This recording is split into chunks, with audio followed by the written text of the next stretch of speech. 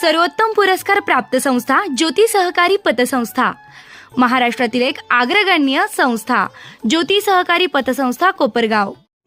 कोपरगाव औद्योगिक सहकारी वसाहत लिमिटेड मधील अंतर्गत रस्त्यांचं खडीकरण, डांबरीकरण व अंडरग्राउंड RCC ड्रेनेज अशा रुपये 14,52,00,000 रुपयांमधून करण्यात येणाऱ्या विविध विकास कामांचं भूमिपूजन संजीवनी उद्योग समूहाचे अध्यक्ष बिपिनदादा कोल्हे यांच्या हस्ते व औद्योगिक वसाहतीचे चेअरमन युवा नेते विवेक कोल्हे, गोदावरी खोरे, नामदेवरावजी परजणे पाटील, दूध संघाचे चेअरमन राजेश परजणे, महाराष्ट्र राज्य सहकारी पतसंस्था फेडरेशनचे अध्यक्ष ओमप्रकाश कोयटे, प्रसिद्ध उद्योजक व औद्योगिक वसाहतीचे माजी व्हाईस चेअरमन कांतीलाल अग्रवाल, माजी नगर अध्यक्ष व औद्योगिक वसाहतीचे माजी चेअरमन राजेंद्र शिंदे, जिल्हा उद्योग केंद्र अहमदनगरचे महाव्यवस्थापक अतुल डी दवंगे, वसाहतीचे व्हाईस चेअरमन केशवराव भवर यांच्या प्रमुख उपस्थितीत संपन्न झाले आहे.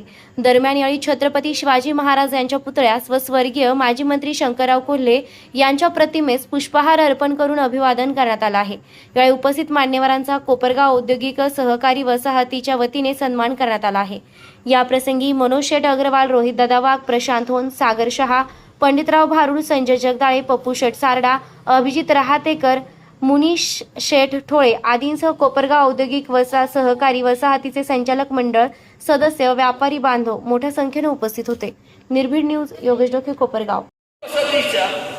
या ठिकाणी जे काही उद्योजक या ठिकाणी आलेले, मी एकच सांगतो, पाण्याच्या अभावी आपल्याला आता इथून पुढे पाण्याशी रिलेटेड इंडस्ट्री आणता येणार. म्हणून 11 वर्षापूर्वी वेग भयानी त्या ठिकाणी कॉल सेंटर चालू केलं. वेग भयाला सांगता आलं, पण सध्या त्या कॉल सेंटर मधून 1000 मुलं मुली काम करतात. महिन्याला 4 कोटी रुपये पगार त्या ठिकाणी कोपरगाव तालुक्यातल्या मुलांना मुलींना त्या ठिकाणी मिळतोय. म्हणजे 4 कोटी रुपयाचा पगार त्या ठिकाणी महिन्याला त्या कॉल सेंटर मधून मिळतो. म्हणजे एवढं मोठं रेव्होल्युशन त्या ठिकाणी झालेलं. आणि आजही त्या ठिकाणी मला वाटतं की आता एक इंडस्ट्री चाललेली आहे. इंडस्ट्रीमध्ये नवीन रेव्होल्युशन येणार. आता जगामध्ये आज आपण पाहतोय की सगळीकडे आज आपण पाहतोय की भारताचं फॉरेक्स रिझर्व 690 कोटी त्या ठिकाणी झालेलं आहे. बरोबर आहे का? 690 कोटी म्हणजे 700 कोटीच्या आसपास त्या ठिकाणी भारताचं फॉरेक्स रिझर्व त्या ठिकाणी झालं. इकॉनॉमिक कंडिशन भारत आता 5व्या नंबरवरती आर्थिक स्थितीवरती आहे. आता 3ऱ्या नंबरवरती जागतिक स्तरावरती आपल्याला जायचा प्रयत्न करायचा. पण हे करत असताना सगळ्यांची भीती आहे. भारताकडे यंग पॉप्युलेशन आहे, भारताकडे मॅन पॉवर आहे, भारताकडे टेक्नॉलॉजी आहे. पण सगळ्यात मोठे मला जे चित्र दिसतंय की आज जगावरती रूल करायला आर्टिफिशियल इंटेलिजन्स हे आल्यानंतर भारताला सगळ्यात जास्त त्रास होतो. त्यानंतर रोबोटिक्स हा जो आहे, त्या 2 गोष्टी ज्यावेळेस येतील भारताची स्थिती फार भयंकर आहे. आर्टिफिशियल इंटेलिजन्सने आणि रोबोटिक्समुळे आर्टिफिशियल इंटेलिजन्स आज भारत हा देश जगामध्ये आज आपण पाहतो की IT सेक्टरमध्ये सगळ्यात जास्त पुढे आहे. IT सेक्टरच्या मुळे आज सगळ्या जगाच्या सगळीकडे आपण पाहतो की जगातल्या कानाकोपऱ्यामध्ये ITचे मुलं आपल्या इथून भारतातून गेलेले आहेत. म्हणून आपण पाहतो की हैदराबाद असेल, बँगलोर असेल, नोएडा असेल, पुणे असेल किंवा इतर बऱ्याचशा सिटीज असतील, IT सेक्टरमध्ये आपली डेव्हलपमेंट त्या ठिकाणी मोठ्या प्रमाणावर दिसते. म्हणून आज आपल्याला या आर्टिफिशियल इंटेलिजन्सकडे वळावं लागतं. आर्टिफिशियल इंटेलिजन्सकडे रिसर्च डेव्हलपमेंटकडे वळावं लागतं. त्याचबरोबर पाण्याच्या व्यतिरिक्त आपण जे म्हणतो की आज आपल्याला इंडस्ट्री करत असताना पहिलं जर तुम्ही सगळ्यात लेटेस्ट जर आपल्याला घ्यायचं असेल, उदाहरण घ्यायचं असेल तर टेक्सटाईल हब आपल्याला करावं लागणार. कारण की टेक्सटाईल हब जर कधी आपण केला, बांगलादेश हा फक्त एका कारणामुळे उद्ध्वस्त झालेला आहे. ज्या बांगलादेशची GDP आपल्या भारतापेक्षा सुद्धा चांगली होती, त्या बांगलादेशचं जे पानिपत झालेलं आहे त्याचं प्रमुख कारण बांगलादेशकडे सिंगल इंडस्ट्रीवरती बेस होता. आणि ती सिंगल इंडस्ट्री म्हणजे टेक्सटाईल इंडस्ट्री. त्या टेक्सटाईल इंडस्ट्रीवरती ज्यावेळेस बांगलादेश बोलायला झाला, आज आपण पाहतोय की रेमंडने नोएडामध्ये शिफ्ट केलं. त्याच्यानंतर तिरुपूर असेल, करूर असेल, कोयंबटूर असेल, या ठिकाणी टेक्सटाईल इंडस्ट्रीजला चांगला त्या ठिकाणी व्यवसाय मिळाला. ज्या कोयंबटूर डिस्ट्रिक्टचं, कोयंबटूर, तिरुपूर, त्रिची, या सगळ्या 4-5 गावांचा 40,000 कोटीचा टर्नओव्हर होता. असं वाटतं की पुढच्या 2 वर्षामध्ये तिथला टर्नओव्हर 60,000 कोटीच्या आसपास त्या ठिकाणी टेक्सटाईल होते. म्हणजे एवढं मोठं रेव्हेन्यू तिथं वॉटरलेस इंडस्ट्री, आपल्याला सुद्धा त्या ठिकाणी वॉटरलेस इंडस्ट्रीकडे द्यायला जावं लागणार आहे आणि त्या दृष्टीने आपल्याला प्रयत्न करावा लागेल. त्याचबरोबर दुसरी जी इंडस्ट्री आहे की ज्याला सातत्याने माणसाला त्याची गरज पडणार आहे, त्याला म्हणतात फार्मा इंडस्ट्री. फार्मा इंडस्ट्रीकडे भारताला त्या ठिकाणी जावं लागणार आहे.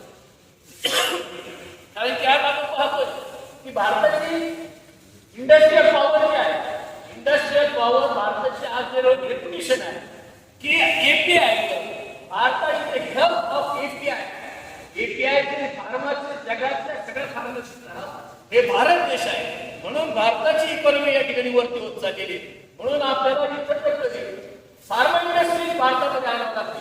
भारताच्या पेक्षा कोकणामध्ये फार्मा इंडस्ट्री आल्या तर मला वाटतं की सगळ्यात चांगलं. आणि त्याच्यासाठी जर कोणी अशी फार्मा इंडस्ट्रीमध्ये काम करणारे असतील तर जवळजवळ आपण आता संजीवनी उद्योग समूहामध्ये त्या ठिकाणी सहकार मंत्री शंकररावजी फुले सहकारी साखर कारखानदारी, साखर कारखानदारीच्या उद्योगामध्ये देशातली पहिली R&D लॅब, 3 R&D लॅब उभ्या केलेल्या आहेत. त्याच्यासाठी 10 कोटी रुपये आपण खर्च केलेले आहेत. मला असं वाटतं की कोणी फार्मावाले असतील तर त्यांना जर तुम्ही सहकार नॉमिनल रेटवरती आपल्या फार्मा लॅबमध्ये सुद्धा अशा रिसर्च लोकांना आम्ही संधी द्यायला त्या ठिकाणी तयार, जेणेकरून त्यांचा उद्योग ह्या आपला उद्योगासमोर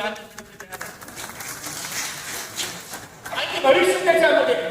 त्याचबरोबर आज आपण पाहतोय की आज या ठिकाणी संजीवनी युनिव्हर्सिटी झालेली आहे. संजीवनी युनिव्हर्सिटी मधून आज आपण पाहतोय की देशाच्या जगाच्या कानाकोपऱ्यामध्ये फ्रॉम नासा इकडे आपले स्टुडंट्स आहेत. माझा जो ड्रायव्हर आहे त्याची मुलगी, तिला 3 लाख रुपये महिन्याला पगार मिळतो. आमचा जो गोरखपूर गेस्ट हाऊसचा शिपाई होता गोरखपूर, त्याच्या मुलाला जो 6 लाख रुपये महिन्याला तो कमवतो. म्हणजे हा रेव्होल्युशन करतो आपण, हे रेव्होल्युशन झालेलं आहे. आता काही कोणाच्या हा उद्योजक म्हणून याच्यात मुलाला चांगला पगार मिळाला असं काही नाही. ज्याच्याकडे नॉलेज आहे, म्हणजे स्वामी विवेकानंदांनी जे सांगितलं होतं, नॉलेज नो बाउंड्रीज, म्हणजे ज्ञानाला कोणती बाउंड्री त्या ठिकाणी नसते. साता समुद्रापलीकडे आपण जाऊ शकतो. आणि म्हणून नुसतं फ्लेक्स लावण्यापेक्षा लोकांना जे टॅलेंट आहे त्यांना त्यांच्या बाउंड्रीच्या पलीकडे गेलं पाहिजे. फक्त यंत्राचं कार्यक्रम काय करायचं, आपल्याला लोकांना साता समुद्रापलीकडे न्यायचं आणि त्याच्यासाठी द्वार करायचे.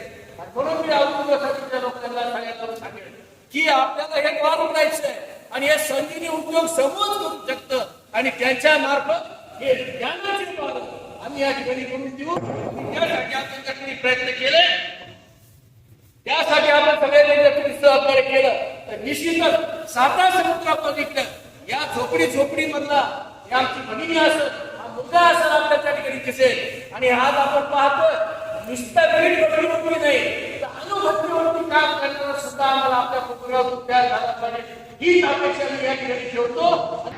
आज या ठिकाणी कोपरगाव तालुका औद्योगिक वसाहतीच्या रस्त्यांच्या कामाची सुरुवात झाली आणि हे औद्योगिक वसाहतसुद्धा जी स्थापन झाली ते आपल्या तालुक्याचे नव्हे, महाराष्ट्राचे लोकनेते कैलासवासी शंकररावजी कोले यांच्या व्हिजनमधून ही औद्योगिक वसाहत तयार झालेली आहे. आणि या औद्योगिक वसाहतीमधून जे काही उद्योजक उभे राहिलेले, आमचे राजाभाऊ शिंदे असतील, अग्रवाल कुटुंबीय, ठोळे कुटुंबीय, होर्न कुटुंबीय, हे सगळे कुटुंब यांना जर औद्योगिक वसाहतीत जागा मिळाली नसती, हे सगळे बाहेरगावी व्यवसाय करण्याकरता, उद्योग उभारण्याकरता गेले असते.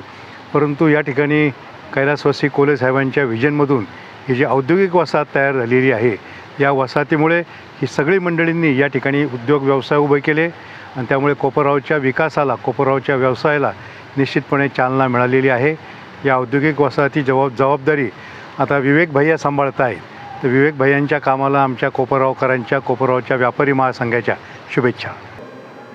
आज कोपरगाव सहकारी औद्योगिक वसाहतीचे अतिशय महत्त्वाचा दिवस होता. अनेक वर्षांचे प्रलंबित आणि महत्त्वाचे असे प्रश्न म्हणजे रस्ते, ड्रेनेज आणि इतर विकास कामांचं भूमिपूजन आज सन्माननीय मान्यवरांच्या हस्ते या ठिकाणी पार पडलं. खरं तर 15 कोटीच्या आसपास या ठिकाणी आज काम, एवढ्या मोठ्या प्रमाणात निधी या ठिकाणी औद्योगिक वसाहतीत उपलब्ध झालेला आहे. शासनाच्या 75-25 या योजनेअंतर्गत 25% योगदान हे औद्योगिक वसाहतीने जवळपास 3,63,00,000 आणि उर्वरित रक्कम ही त्या ठिकाणी शासनाकडून आम्हाला प्राप्त झालेली आहे. आणि त्यामध्ये औद्योगिक वसाहतीतले सगळे रस्ते, ड्रेनेज हे सर्व पूर्णत्वास जाणार आहे. त्याच्यामुळं आमच्या सर्व संचालक मंडळाला मनस्वी आनंद त्या ठिकाणी आज होत आहे.